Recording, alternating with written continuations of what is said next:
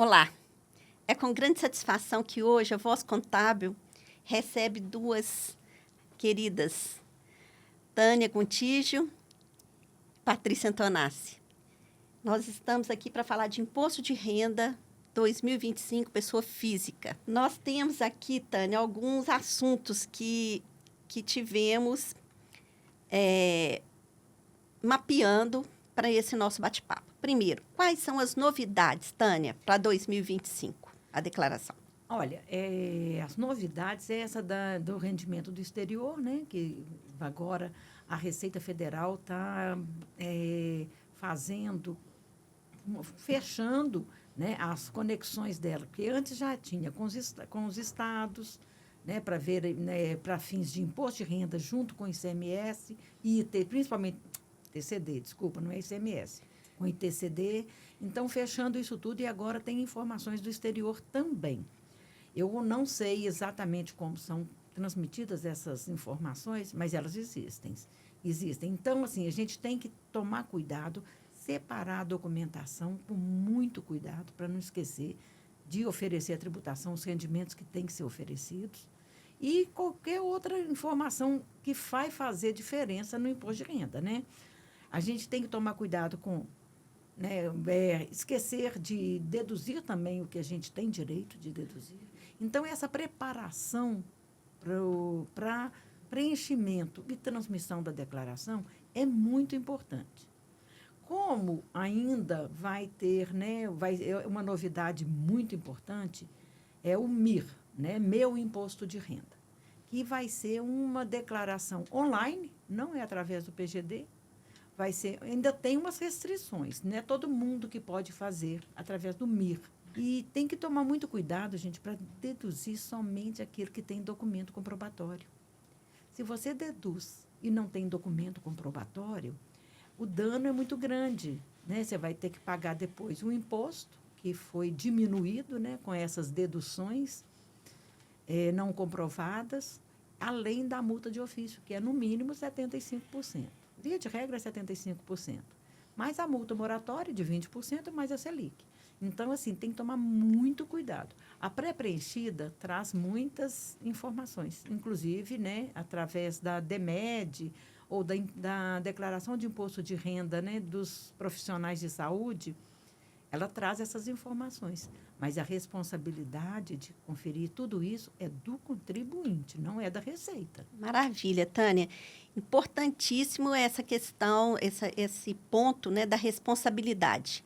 Porque no momento que a Receita libera a pré-preenchida, é a informação que ela tem através de declarações acessórias que as empresas ou os profissionais liberais fizeram, através, no caso da DEMED, à Receita Federal.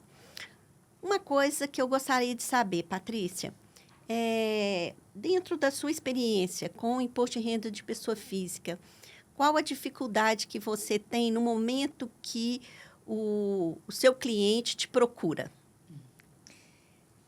Assim, a dificuldade mais é em passar esses esclarecimentos para eles, né? Muitos contribuintes ainda, eles têm uma impressão de que nem tudo tem que ser levado à tributação. Eu acho que um erro muito comum é o ganho de capital. A maior parte dos clientes acha que o ganho de capital tem que ser informado na declaração de ajuste anual, quando eles não sabem, né, que existe o programa do GCAP, né? Então, às vezes, eles chegam para a gente lá com a documentação em março ou abril, informando que vendeu um imóvel em fevereiro do ano anterior. E falando, tenho que informar isso agora, né? Falei, então, não, né? Você já está em atraso, e aí a gente vai entender aquela situação para poder fazer a orientação e explicar que não, que o ganho de capital você recolhe no último dia do mês subsequente ao que você, de fato, recebeu, né? Se for parcelado, você tem que fazer isso de forma parcelada, mas, assim, esse do ganho de capital acho que é um erro clássico. E essa questão também de dúvidas sobre as despesas dedutíveis, né? Que eu acho muito importante, porque, assim, por exemplo, não sou eu que pago a escola da minha filha, mas o comprovante está em meu nome, eu posso colocar, né? Essa questão de filhos também, alinhar entre, por exemplo, casais que detêm a guarda compartilhada, né? A Tânia vai falar mais sobre isso das crianças. Cada um tem que chegar num consenso sobre quem que vai declarar o quê. Então, assim, o mesmo dependente não pode ser dedutível em mais de uma declaração, né? Então, tem essas questões. Aluguéis também eu acho um ponto muito sensível, porque vocês estavam falando, né, da DEMED, por exemplo, tem a DIMOB também, que já passa para a Receita essas informações, né, sobre vendas de imóveis e recebimento de aluguel. Então, pessoas que recebem aluguéis que não transitam por corretoras imobiliárias, elas ficam com aquela questão, como é que eu vou declarar? Porque não tem corretor. Então, ele mesmo que tem que fazer essa declaração, tem que ver a questão da retenção, se o aluguel for pago por pessoa física, né, para ser abatido, assim, coisa que tem que ser feita no Carnê-Leão, não na declaração de ajuste anual, e é um erro muito comum, assim, que chega até mim. Ah, que ótimo. Você falou aí de guarda compartilhada. Vamos passar aqui para a Tânia falar um pouquinho para a gente de guarda compartilhada. E depois eu quero que a Patrícia volte a falar para a gente sobre os rendimentos no exterior. Então, vamos falar de guarda compartilhada. Então, né, esse assunto ele é bastante complexo para os casais, né, que vivem essa situação. A guarda compartilhada não pode ser, esse menor não pode ser dependente dos dois. Nem se fosse metade em um, metade no outro. Não, não existe isso. Ou é na dela ou é na dele. É de um dos pais, sabe? E quem paga a pensão, o que eu sugiro, né? Quem paga a pensão, se tiver, o pensionista vai colocar como alimentando e deduzir todas as despesas decorrentes da pensão do direito de família. Quem paga a pensão espontaneamente não pode deduzir esse valor. Tem que ser decorrente, está na lei, né? Decorrente do direito de família. Então, vamos supor, né, o caso mais comum. O pai paga a pensão para o filho e o filho fica com os dois. Então, como que pode, né, declarar? O pai declara como alimentando e a mãe declara como dependente. Esse é o ideal. Lembrando, gente, que por decisão do STF, a pensão alimentícia hoje é um rendimento isento. Então, não tem que oferecer a tributação o rendimento do filho, tá? Da pensão alimentícia. Deduções com esse dependente e alimentando, né? Dependente uma, alimentando no outro. Se tem na decisão judicial, o pai vai pagar escola, o pai vai pagar plano de saúde, o pai vai pagar as despesas médicas. Se tem isso na decisão judicial, e o pai pode deduzir. Se não, tem que deduzir essas despesas, né? Despesas médicas, despesa com instrução, onde está esse dependente, né? Se está nesse nosso exemplo, na declaração da mãe, então vai deduzir ali, se não tiver na decisão judicial. Que aí são pagamentos em natura, né? Que fala da Exatamente, decisão judicial. Quando exatamente. você não dá a pensão, você faz o pagamento das despesas. Às vezes cumula, né, também a pensão, mais esses daí. A maioria das decisões são assim. E eu aconselho quem for fazer, né, ainda, né, esse divórcio com...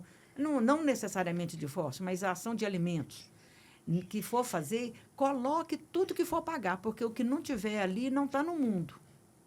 Né? Não está na decisão, não está no imposto de renda. Maravilha. Não está na decisão, não está no imposto de renda. E aí não cai na malha. Não cai na malha. Não, via de regra, cai na malha, sim. Principalmente agora que a pensão é isenta, né? O alimentando não tributa. Mas já foi tributado lá no salário do pai. Né? Vamos supor que foi o pai que pagou, que tenha sido o pai. Então, assim, mesmo assim, está sendo muito fiscalizado. Então, você tem que apresentar a decisão judicial, comprovação do efetivo pagamento. Isso. Maravilha. Patrícia, vamos falar um pouquinho agora com relação aos rendimentos de aplicação financeira dos fundos imobiliários. Alguma novidade? Então, temos novidades sim, né? Uma das poucas novidades, o que realmente mudou agora para esse ano, teve uma lei nova, que é a Lei 14.754 de 2023, que ela veio trazendo essa questão da tributação sobre os rendimentos no exterior, e ela começou a ter validade no Brasil a partir de janeiro de 2024. Então, ela traz basicamente que você precisa tributar qualquer ganho auferido no exterior, independente do dinheiro estar no exterior ou estar no Brasil. né? Principalmente cotas de offshore, de trusts, que antes não eram tributadas até 2023. Agora, isso precisa ser tributado e trazido para a declaração. Uma outra novidade também é que os rendimentos do exterior, antes eles eram feitos via carnê-leão, para serem recolhidos mensalmente, né? Agora, esses rendimentos eles vão ser todos trazidos para serem informados uma única vez na declaração de ajuste anual, sendo possível também compensar eventuais prejuízos, né? Aí tem que ver a forma de compensação do prejuízo, tem que ser ativos da mesma classe, né? Eu não posso compensar prejuízos de ativos de classe diferente. Então, ação com ação, venda de imóvel com venda de imóvel, nesse sentido. Né? Mas a alíquota permanece de 15%. E, de um modo geral, é isso. Então, assim, na pré-preenchida também, a Receita já informou que vai preencher automaticamente, né? E a gente tem que ver até qual o nível de informação que eles têm, porque essas informações precisam ser recebidas, né, pelos órgãos estrangeiros também, mas que eles vão trazer na pré-preenchida informações sobre as contas bancárias possuídas por brasileiros no exterior.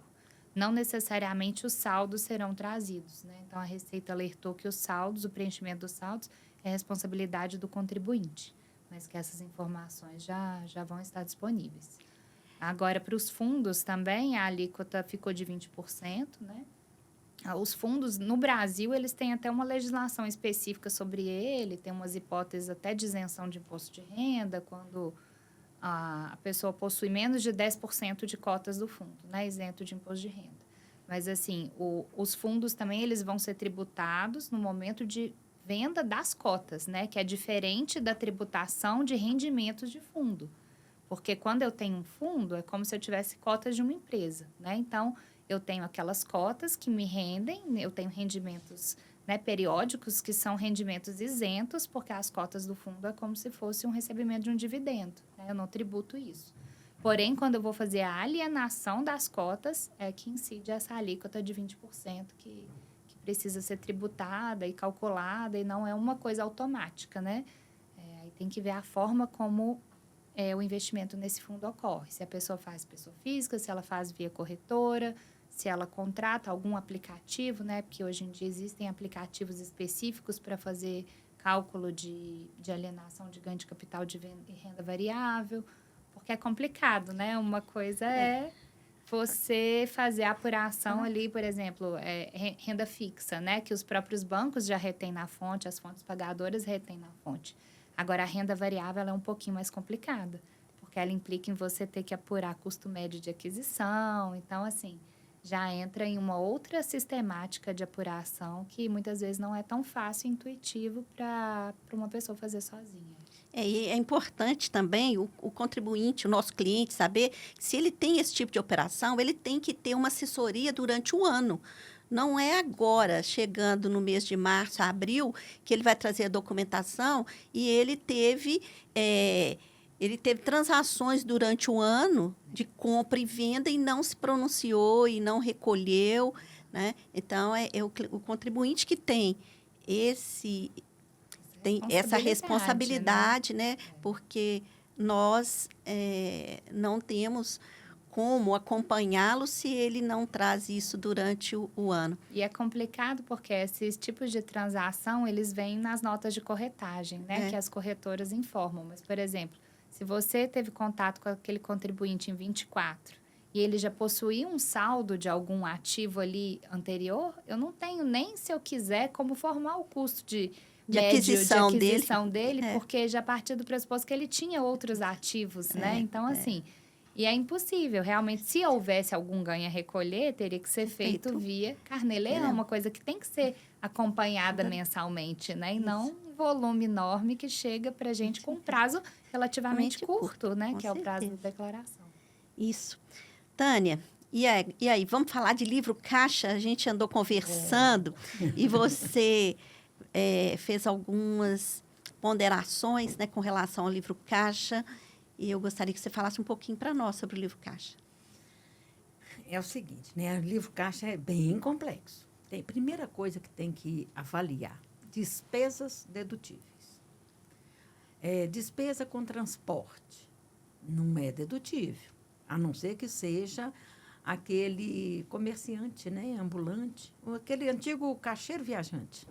Só naquela situação em que o transporte é dedutível. E também tem negócio de congressos, né? Congressos tem também o transporte que é dedutível. Então, tem que analisar, de acordo com a legislação, tudo o que é dedutível. E tudo isso tem que ter documento hábil, né? Por exemplo, participou de um congresso.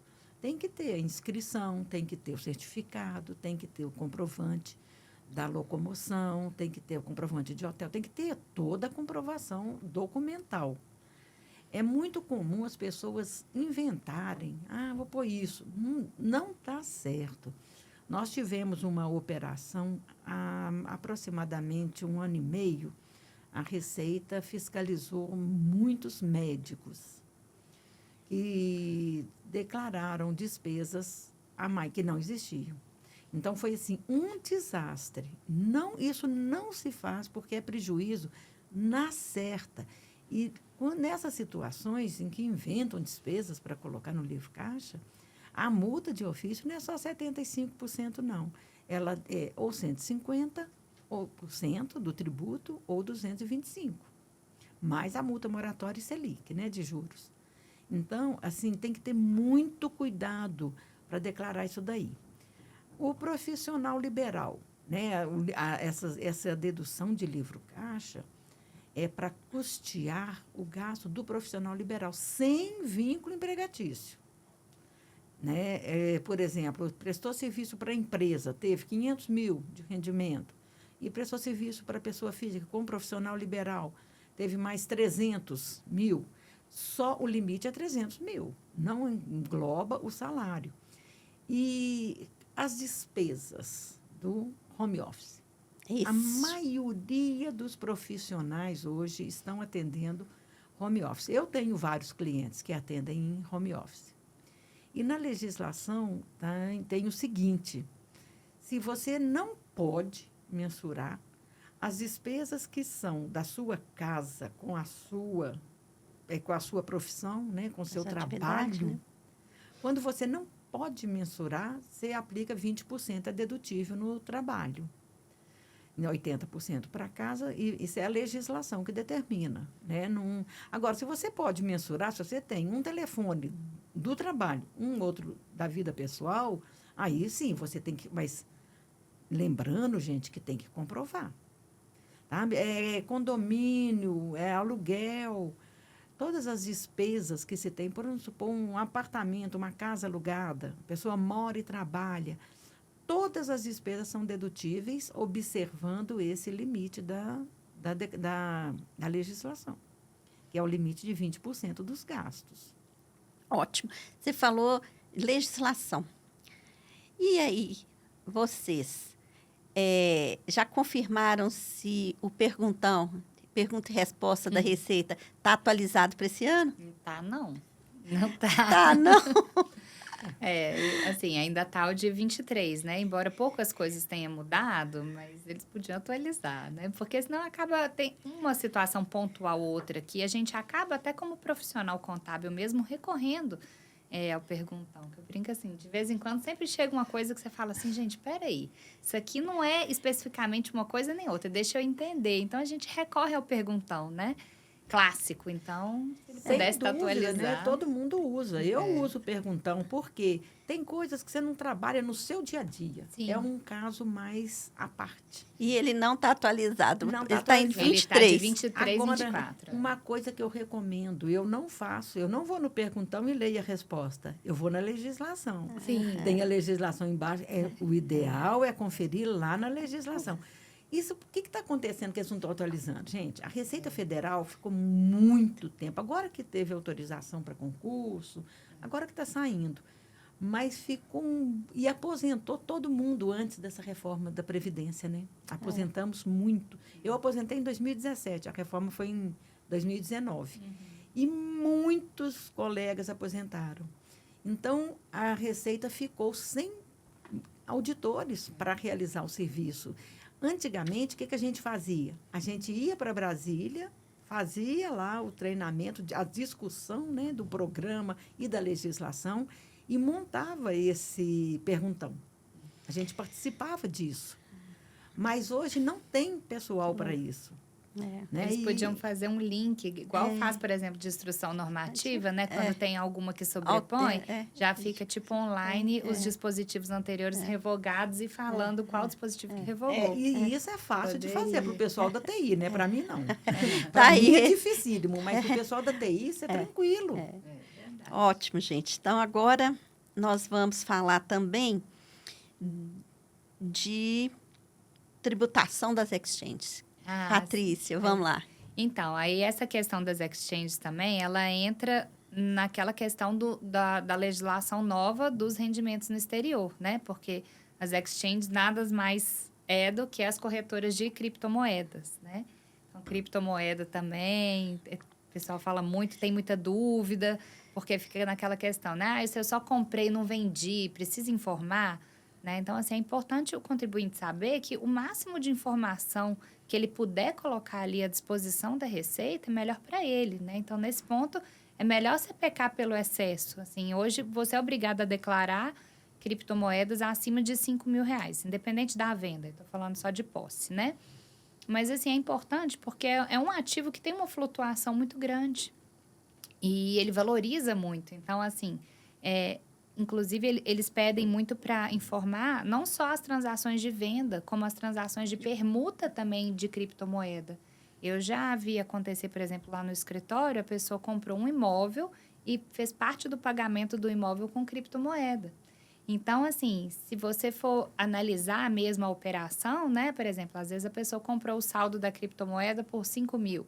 E aí, na hora de comprar esse imóvel, essa criptomoeda de 5.000 pagou 50.000 de um imóvel. Então, assim, tá tendo ali um ganho de capital que o contribuinte não se preocupou em ter o cuidado de declarar, porque às vezes ele só zera o saldo da criptomoeda e aí ele coloca lá no ano seguinte a aquisição do imóvel.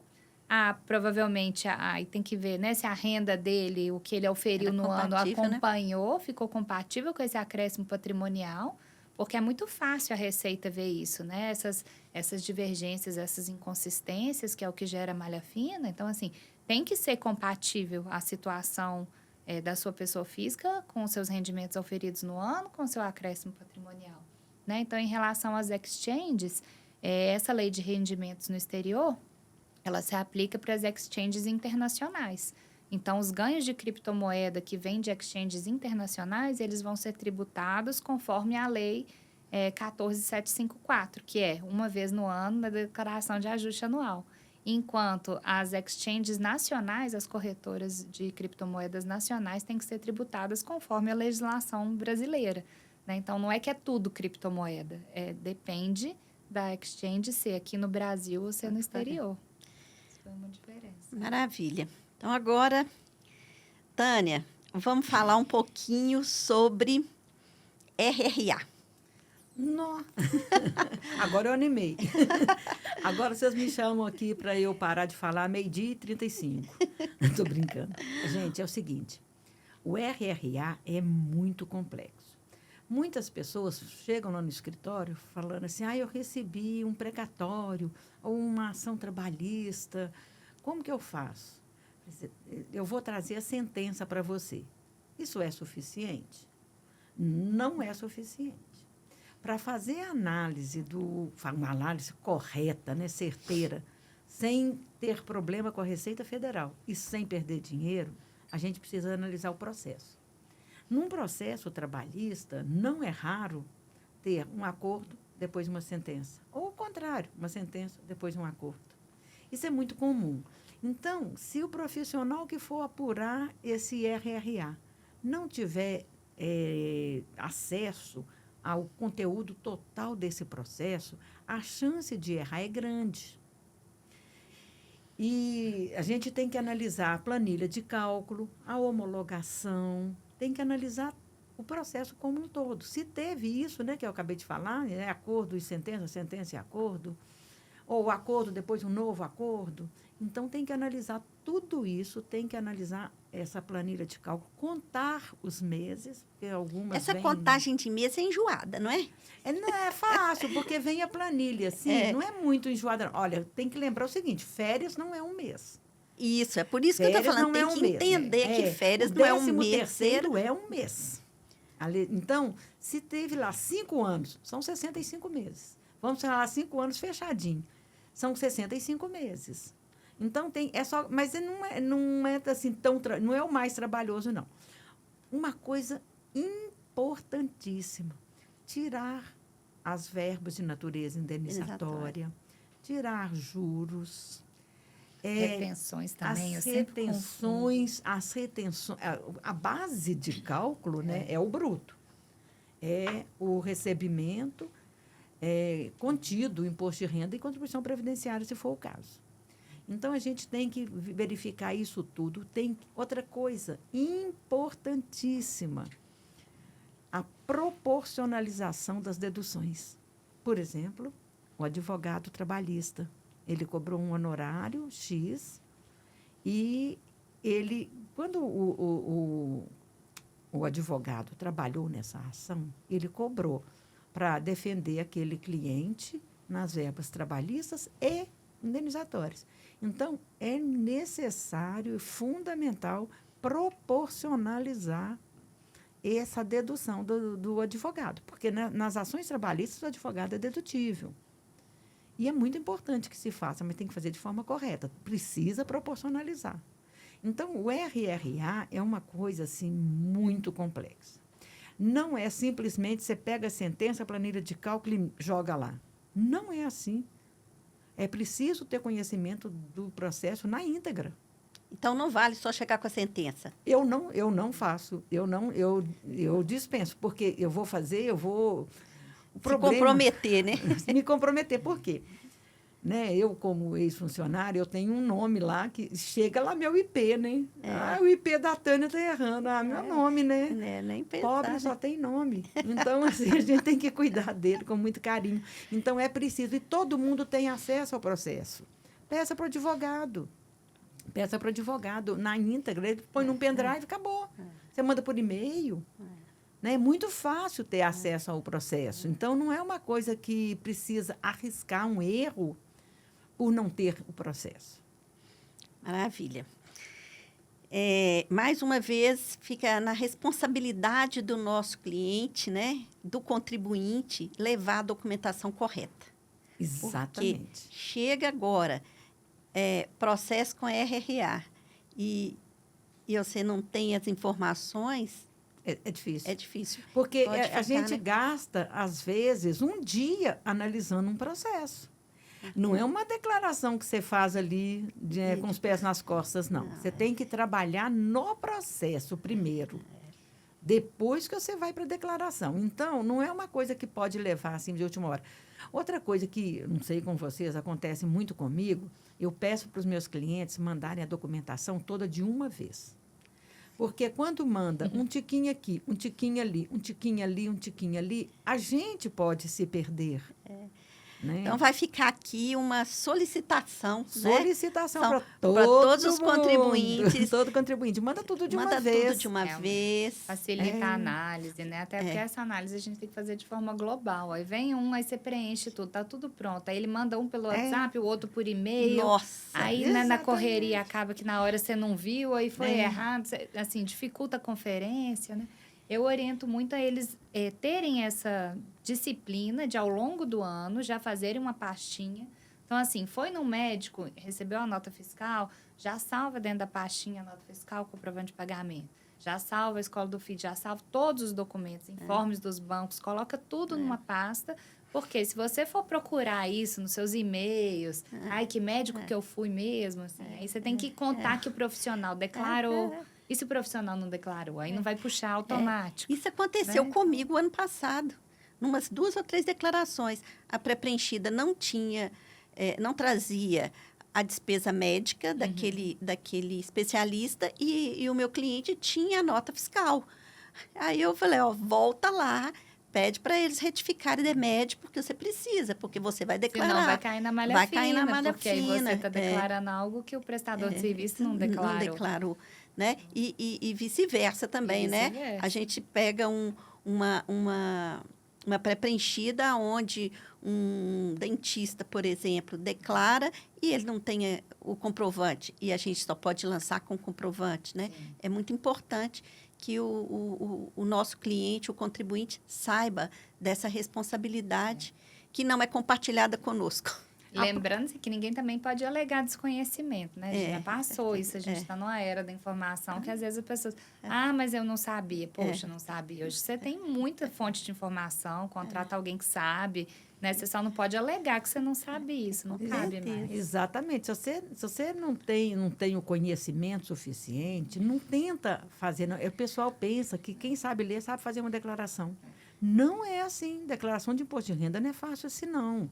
Você precisa conhecer a legislação como um todo, mesmo porque isso aí acaba causando prejuízo para o próprio contribuinte. Sim, vale a Né? pena. Agora, uma coisa que eu preciso chamar a atenção, que eu falo isso todos os anos, desde na minha estada, né, na minha época de receita. Gente, não pode comprar recibo. Não pode, não cola. Não façam isso, sabe? Assim, é uma coisa que as pessoas pensam assim, eu vou fazer. Se colar, colou. Não é. Uma coisa, né, que esse aí é muito comum, esse erro, né, negócio de recibo. E também, eu já vi no meu escritório, tem várias pessoas, né, a gente falou aqui da guarda compartilhada. O avô cria os netos lá, informalmente. Isso é muito comum. Pode criar um neto perfeitamente, não só pode, como deve criar o neto. Se for necessário, né? Se for necessário. Porque a gente tem que entender, eu sou avó, amo ser avó. Mas eu sou só avó, não sou mãe. Mas eu quero continuar avó. O negócio é o seguinte, na vida real, tem muitos casos, né, que o filho não tem condição de criar, aí o avô pega e cuida do menino, mas não tem a guarda. Pode deduzir as despesas com o neto? De forma nenhuma. Em nenhuma hipótese, não tem previsão legal. Não, se quiser deduzir, faz o procedimento correto, né? Faz um processo para ter a guarda, né, desse menor. Ou, no caso de incapaz maior, a curatela. Aí sim é dedutível. Eu até acho que a gente poderia falar um pouquinho da declaração de encerramento de espólio. O que você acha, Tânia? Olha, essa declaração é importantíssima. É preciso que o profissional pegue, né, a decisão judicial, né, o processo judicial, ou a escritura pública. A escritura pública, quando vier, tem que vir com os registros, porque lá no processo judicial já tem os registros dos imóveis, tem toda a documentação. Quando é a escritura, tem que pegar a escritura, os documentos de todos os imóveis, de todos os bens, para você saber fazer uma coisa mais, assim, sem erro, sabe? E tem que fazer o seguinte, a declaração de final de espólio é o retrato do processo de inventário, da escritura ou do processo judicial. Ela tem que ser esse retrato. E a declaração dos herdeiros, meiros e herdeiros, tem que ser o retrato da final de espólio. Então, é preciso fazer isso com muita cautela. Outra coisa muito importante é o seguinte, avaliar, dentre os bens imóveis deixados, né, pelo decujus, você tem que avaliar o ganho de capital no CPF do espólio. Gente, isso é uma dica preciosa. Isso é muito, muito importante. Por quê? O ganho de capital, né, o aplicativo ganho de capital, né, que todo mundo conhece, ele concede as reduções de acordo com a lei, né, 11.196, a 7713, várias leis. E essas reduções que ele calcula é para compensar aquela falta de valorização. Porque a gente adquire um bem lá em 1960. Você não pode ir atualizando a seu bel prazer, não.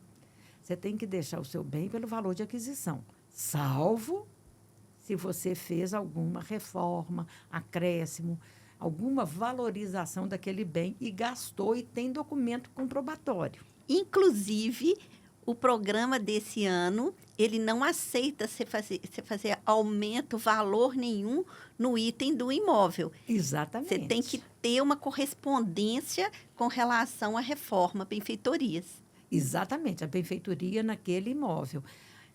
Aí, nessa situação lá, o Decujos adquiriu este imóvel há muitos anos. Então, a redução do ganho de capital, uma vez calculada no CPF do espólio, né, ela é uma redução grande. Então, você paga um pouquinho de ganho de capital. Ou nada. Ou nada. Se o Decujos adquiriu esse imóvel até 31/12/69, é isento de imposto de renda. Mas tem que saber informar na declaração de final de espólio. Se não apurar o ganho de capital e não informar, os herdeiros vão receber por aquele valor irrisório lá em outra moeda, que quando você vai para aquela tabela de atualização de custos, fica um valor lá, R$300 uma casa. Entendeu? Então, você tem que verificar tudo isso antes de fazer a declaração final de espólio.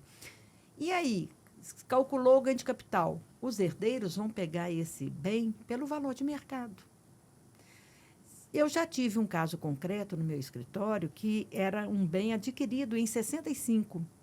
E a inventariante era a irmã do rapaz que me procurou. E essa irmã não quis seguir isso. Aí ele falou, você vai fazer a declaração, e depois ele pegou a autorização escrita, né, para eu retificar essa declaração, obviamente. Eu não ia fazer sem uma autorização do inventariante. Não sou louca. Aí a gente apurou, era isento.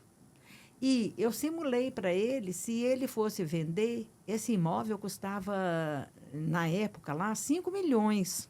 Ele ia pagar 500 mil de ganho de capital. Ao passo que, se apurasse o ganho e informasse a declaração de final de espólio, ele não ia pagar nada. Né? Ou só o que ia ceder, aquele valor que você apurou ali. Então, assim, é muito importante, né, fazer esse cálculo. Agora, tem uma questão que eu gosto muito de falar, porque senão depois a pessoa vem cá e me dá uns tapas. É o seguinte, se você calcula acima do valor estimado pelo Estado, né, para apuração do de ITCMD. Se você apura um valor superior ao que foi pago no inventário de ITCMD, o Estado vem e dá uma mordidinha. Fala, opa, eu avaliei em 1 milhão, você calculou aqui. Porque o Estado tem essa informação, viu? No imposto de renda. Ele pega essas informações. Se eu avaliei em 1 milhão, você apurou lá 1.500.000, me dá aqui meu ITCD. Então, gente, tem que tomar cuidado com esses detalhes. São detalhes, assim, pequenos, mas que fazem toda a diferença. E do momento também, né, de entregar. As pessoas também. têm dúvida, acham que entrou com o inventário, já tem que fazer final de espólio. Entende que tem que concluir. Assim. Afinal, a sucessão, ela acontece, né, na abertura da sucessão. A abertura da sucessão é no dia do óbito. O dia que a pessoa faleceu, ele já é herdeiro, já herdou. Então, mas acontece que tem que aguardar a partilha. Tem lá, os herdeiros são coproprietários, né, dos bens deixados pelos decujos. Enquanto não encerrar o inventário, falar isso vai para fulano, fulano, fulano, fulano, enquanto não fizer isso, não tem como a pessoa fazer a declaração final de espólio. Então, é preciso que encerre, vamos resumir aqui assim, escritura pública ou decisão judicial transitada em julgado. Em 2024, faz agora. A decisão judicial transitou em julgado em 2025. Tem que fazer em 2026. Então, tem que tomar muito cuidado com isso, para não errar o exercício. E uma vez feito isso, né, a final de espólio, batendo com tudo que aconteceu no inventário, porque tem que ser uma cópia fiel, né? A não ser o ganho de capital, que a gente apura e importa para a declaração final de espólio, igual importa para a nossa, né? A declaração de ajuste anual, a DAA. Então, a gente tem que fazer esses procedimentos e só depois os meios e herdeiros fazem as declarações recebendo esses bens. E um erro muito comum que as pessoas fazem, elas declaram os bens, mas não declaram o rendimento isento.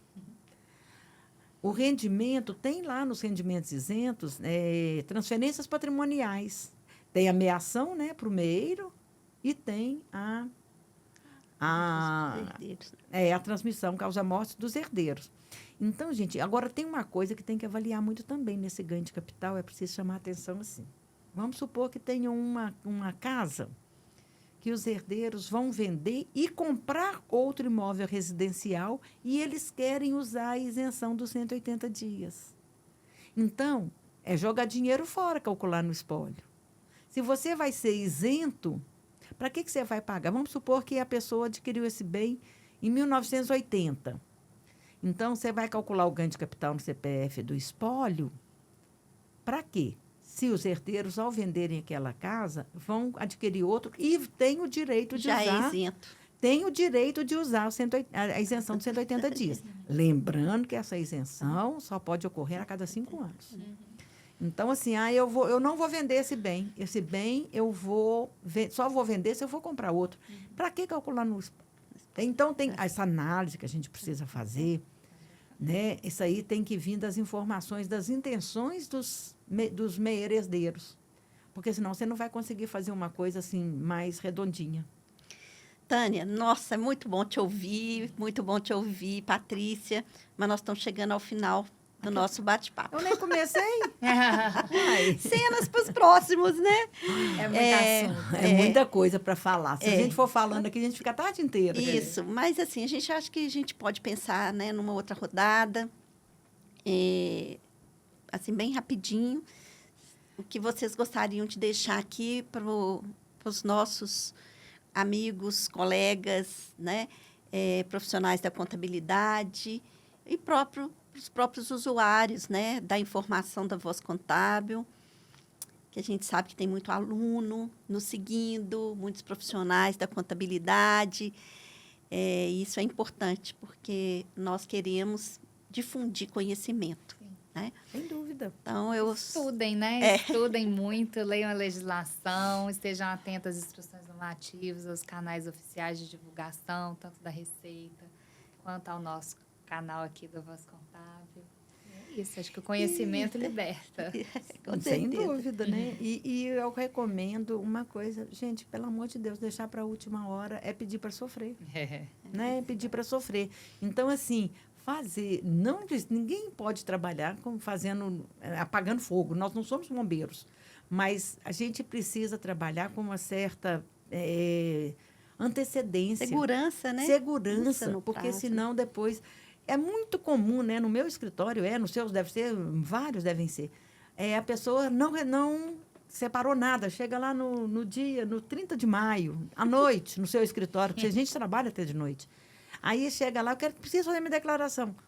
Aí você vai ter que, primeiro, antes de fazer ela zerada para retificar depois, ter que fazer um estudo, né, da forma de tributação que vai optar. Você não pode depois trocar, né, o modelo. Não pode trocar a opção pela forma de tributação simplificada ou deduções legais. Então, assim, não deixar para a última hora. Aí eu coloco uns prazos, eu falo, se não mandar até o dia...